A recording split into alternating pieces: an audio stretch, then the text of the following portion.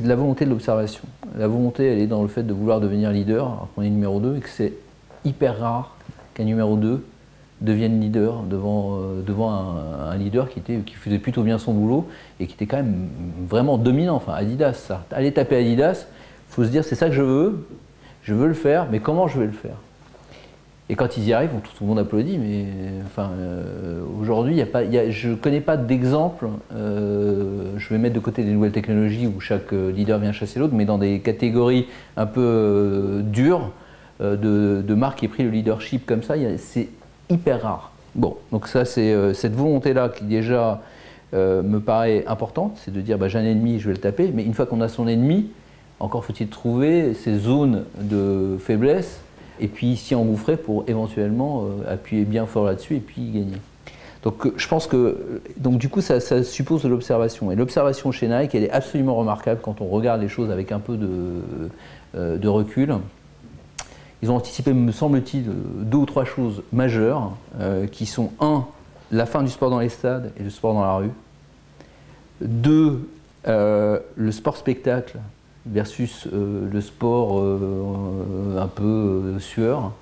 Et 3, l'émergence des stars mondiales dans le monde du sport, qui allait devenir quasiment des demi-dieux, et d'avoir mis de l'argent sur ces gens-là. Chez Adidas, il y en avait déjà, les Beckenbauer, les Pelé, enfin Pelé c'était je ne sais plus, mais enfin en tous les cas des grands noms, il y en avait, mais de les avoir utilisés de cette façon, c'était assez remarquable. Donc ça, c'est 3 façons de voir le sport qui en plus, au moment où ça surgit, c'est-à-dire au milieu, fin des années 80, vont s'appuyer sur quelque chose d'extrêmement fort aussi et de quasi sociétal, qui est l'émergence de l'individu roi. Donc tout ça, là où Adidas était dans Sport Co, là où Adidas était dans les stades, là où Adidas était dans la discipline à l'allemande, hein, quand je disais d'un côté j'ai le sport spectacle, de l'autre côté c'est le sport discipline, hein, donc la sueur, etc.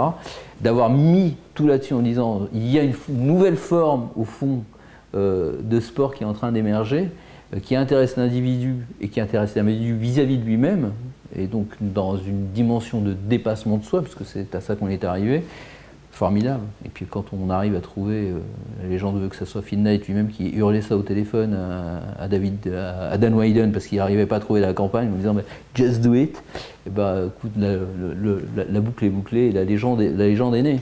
Je pense que même si Adidas avait su répondre, les fondamentaux sur lesquels était Adidas à ce moment-là précis et la façon dont Nike les a joués faisaient qu'ils étaient dans un corner. Alors peut-être que la prise de leadership aurait été peut-être plus longue, plus compliquée, mais je crois vraiment que cette combinaison que je viens de citer de Nike, à ça il faut rajouter un travail remarquable sur le produit.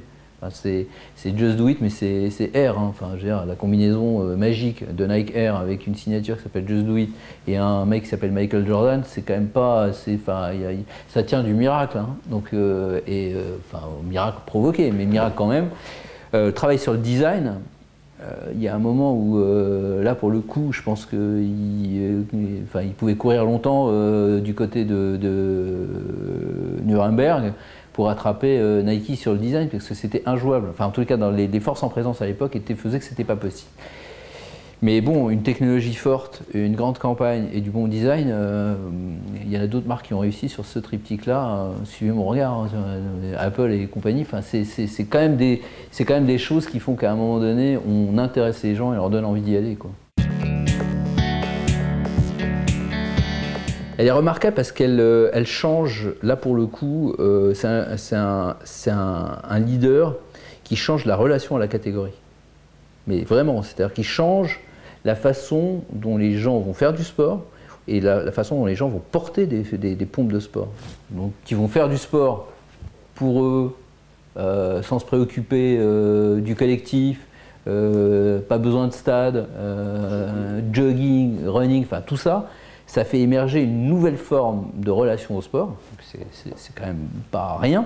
Enfin, c'est tout d'un coup un leader qui change vraiment la façon dont on vit, quoi. Donc c'est le premier point. Il y en a d'autres qui l'ont fait encore, mais ça c'est intéressant.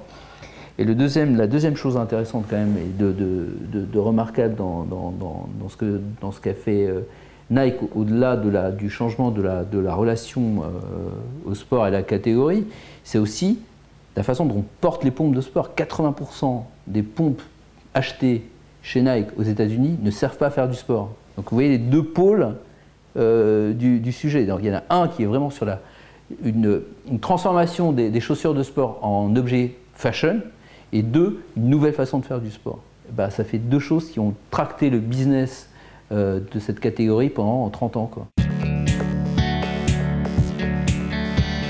Vraiment, la chose que moi je trouve la plus inspirante dans Nike quand je regarde ce cas-là, c'est, là encore je vais revenir à quelque chose qui me fascine, mais qui est pour moi le fondamental de notre métier, c'est la capacité d'anticiper une tendance émergente.